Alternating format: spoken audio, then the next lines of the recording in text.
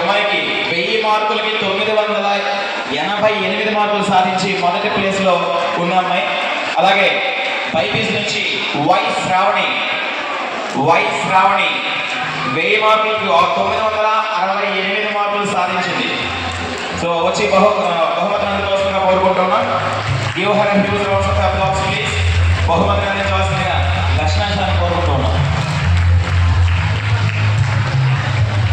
అలాగే ఆర్ట్స్ నుంచి శివరంజని 912 మార్కులు సాధించింది. అమ్మాయి అనివార్య కారణాల వల్ల రాలేకపోయింది.